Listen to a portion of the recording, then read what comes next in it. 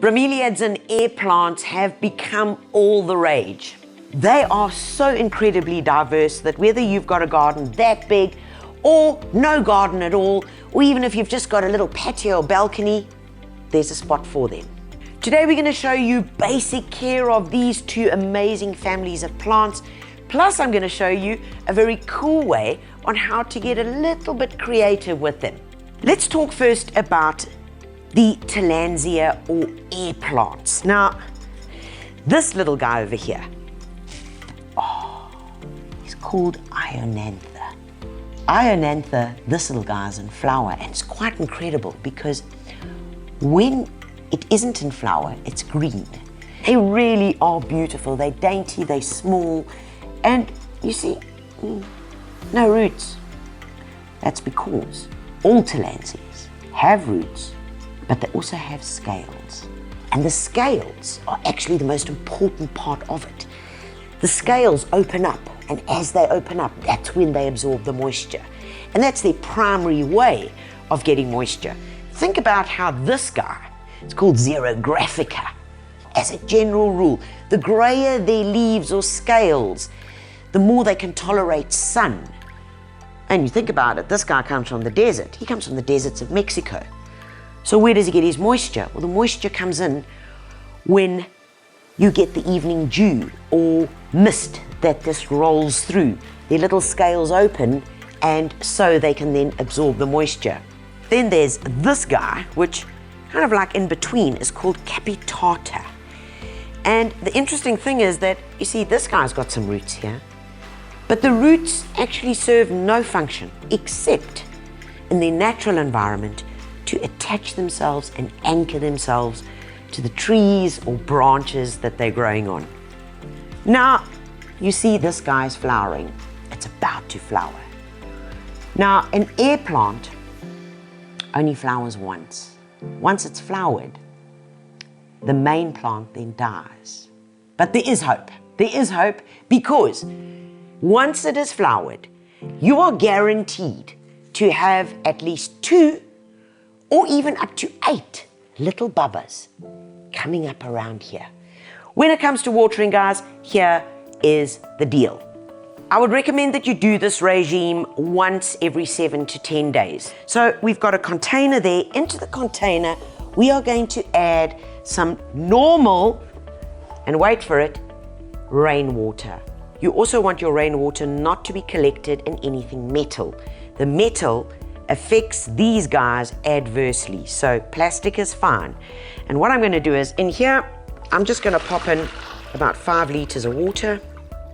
There we go.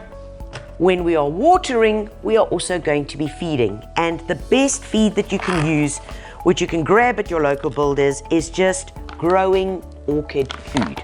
Now, when you are working with your air plants, you use a half strength, which means that this little guy is 10 grams. So we are going to use just half.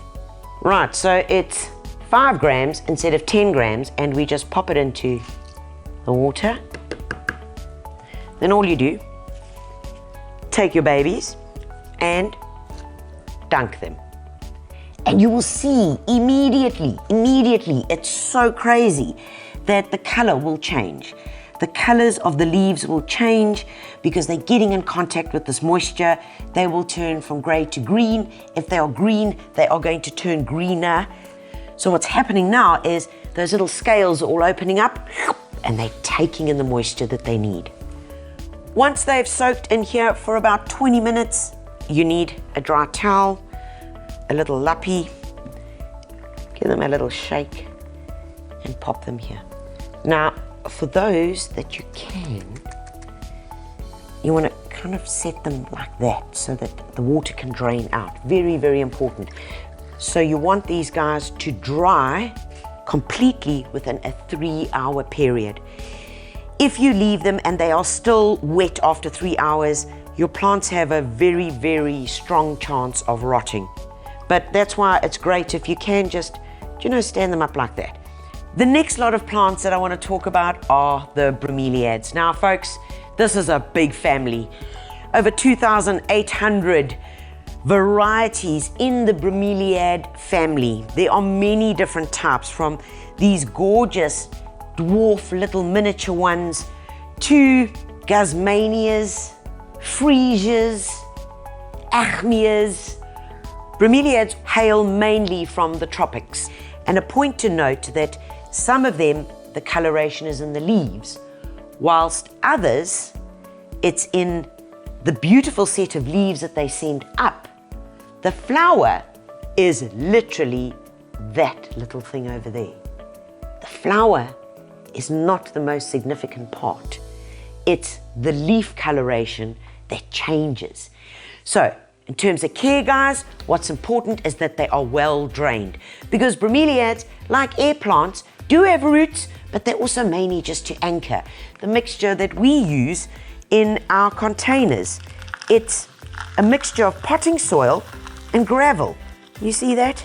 Because that gives it a very, very good, well-drained medium, which means that they are not going to suffer from being waterlogged. The water will simply just pour through them, and we use these little air pots, which really just aids the drainage even more. You would water them normally with a watering can or with your hose pipe.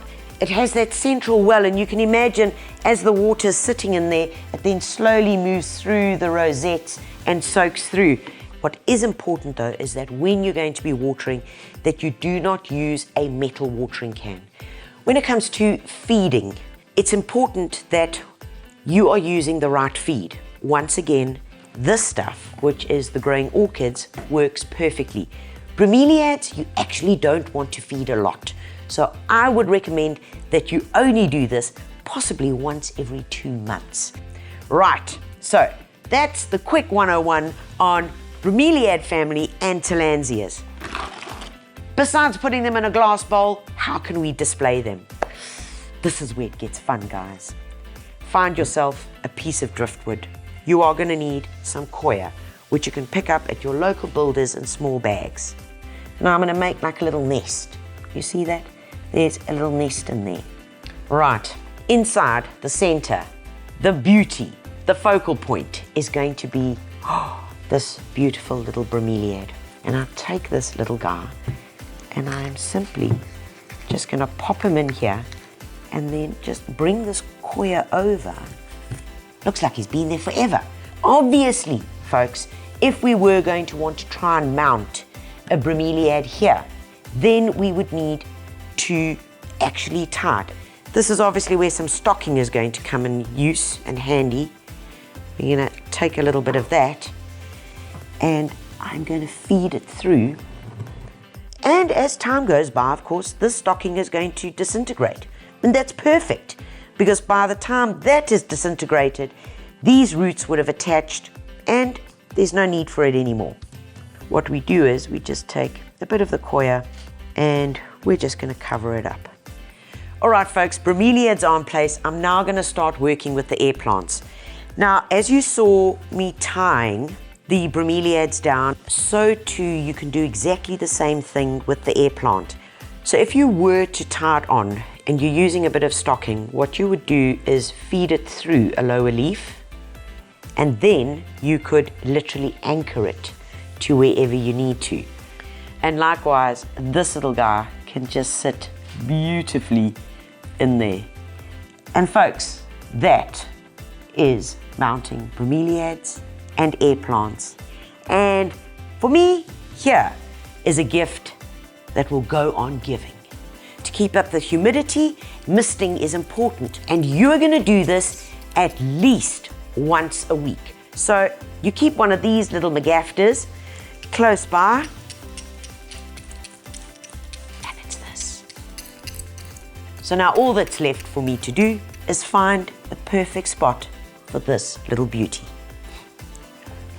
Folks, there's the inspiration. All that's left is up to you to get out there and make your own. Remember, for more great inspiration and gardening tips, to also visit the Builders blog. Get to Builders and get it done.